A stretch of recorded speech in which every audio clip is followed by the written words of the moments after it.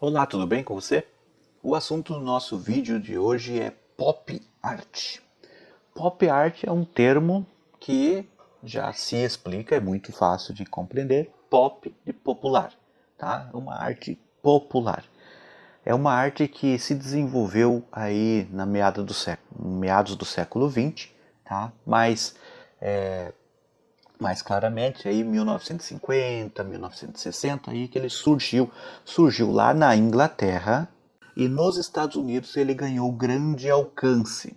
Por quê? Porque nos Estados Unidos havia um grande difusão do cinema, do mercado, do consumo. Era a grande nação que depois da Segunda Guerra Mundial vários artistas migraram para os Estados Unidos em busca de liberdade, de mercado e tudo mais. Lembrando que a Europa estava destruída, né, depois da Segunda Guerra Mundial. Então, vários artistas, pensadores, teóricos, filósofos e tudo mais foram para os Estados Unidos e a nação deu um boom, assim, foi um crescimento estrondoso, tá?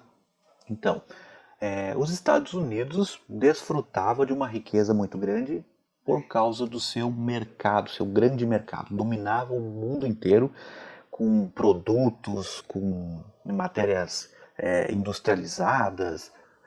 Haviam várias invenções, havia a Coca-Cola, desde Coca-Cola até brinquedos da mais variada dos mais variados tipos, quadrinhos, histórias em quadrinhos, o cinema, como eu falei. Então havia essa efervescência cultural muito voltada ao mercado de consumo, tá? Dentro desse pensamento e dentro dessa lógica do sistema capitalista e de mercadológico americano, surgiu esse movimento chamado, surgiu não, se propagou, se difundiu muito facilmente e em larga escala esse movimento chamado pop art. Há alguns artistas que são os grandes nomes da pop art e não podem faltar. O primeiro, Andy Warhol. Andy Warhol é o grande nome por trás desse movimento. Ele mesmo incorporou na pessoa dele todo o espírito da arte pop.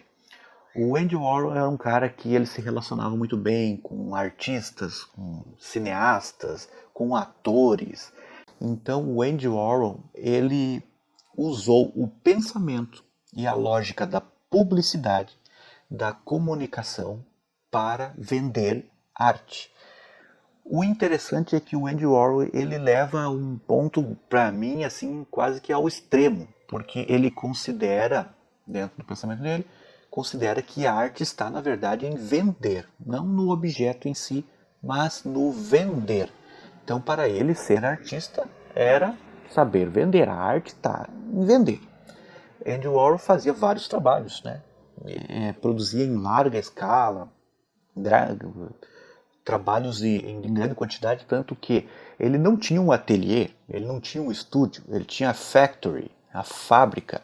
Lá ele contratou vários auxiliares para realizar os trabalhos. Então era produzido muito trabalho, e ele sabia se vender muito bem. Ele transformou a arte em um mercado de alto nível, um mercado de grande alcance. Ele ajudou vários outros artistas também. Nós conhecemos ele por alguns trabalhos, como por exemplo da Marilyn Monroe, né? Você tem um retrato da Marilyn em várias cores, todos usando muitas vezes a serigrafia, que era uma técnica que ele gostava de usar. Por quê? Porque o Andy Warhol, como eu falei, ele vem da publicidade. Ele era um publicitário. Ele já havia ganhado alguns prêmios criando propagandas para marcas famosas, e ele usou esse mesmo pensamento, usou essa mesma lógica da publicidade para as artes. Ele fez essas representações assim de uma forma bem decorativa, né? Se a gente pode chamar assim. Ele tinha uma cara bem decorativa justamente porque o objetivo dele é criar um trabalho que tinha uma cara mesmo de publicidade, uma cara de anúncio publicitário. É muito interessante o pensamento. Se nós formos falar sobre o Andy Warhol aqui, dá muito pano para manga. justamente porque ele mudou muito a concepção da arte.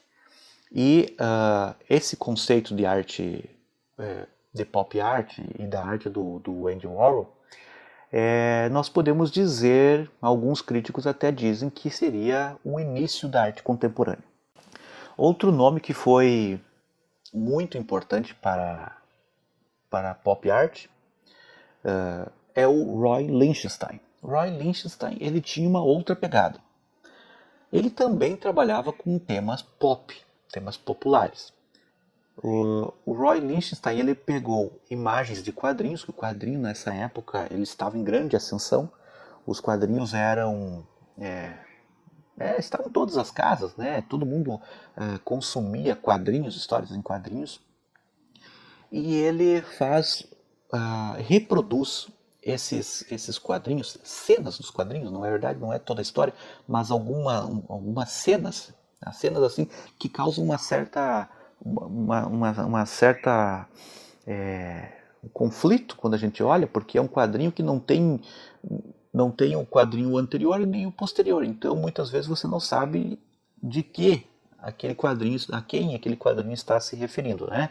É como se você pegasse uma história aí, se você tem algum quadrinho aí na sua mão, e pegasse um elemento ali, uma imagem, e reproduzisse ali com o diálogo e tudo mais, mas ele está conversando com quem? E o que aconteceu depois, né? É uma história que é pega só pelo meio.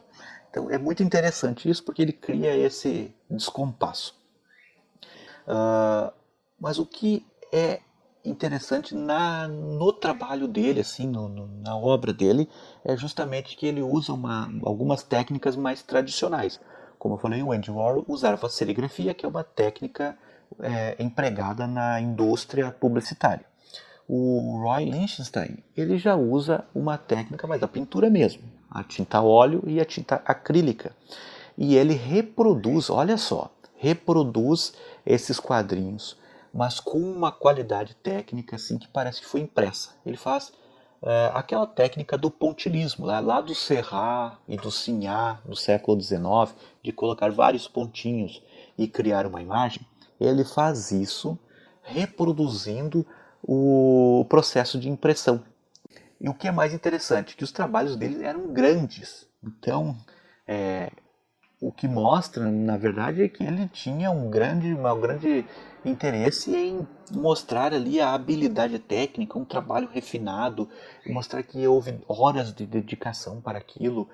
Então, são duas linguagens bem distintas, mas que transmitem a mesma essência de representar elementos da cultura popular, elementos do cotidiano, elementos do consumo em massa, tá? Elementos não só pessoas, mas também muitas vezes objetos, coisas, alimentos. Nós temos outros artistas, como Rauschenberg, que usa uma outra linguagem, ele faz trabalhos já com impressão, uma mistura de fotografia com ação manual, então ele já usa uma outra técnica, uma outra linguagem, ele cola objetos, ele monta um negócio lá muito esquisitão, tá? Justamente para ligar esses elementos da cultura pop, da cultura popular, elementos do cotidiano, num objeto artístico, num objeto que tem um outro sentido,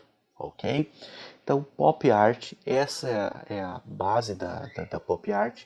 Ainda há muitas coisas, mas há muitas coisas a serem faladas, há muitas coisas a serem pesquisadas, mas aqui a gente já pode ter uma noção do que foi esse movimento e da grande importância que ele tem para a arte contemporânea, para o século XX e também agora para o século XXI, ok?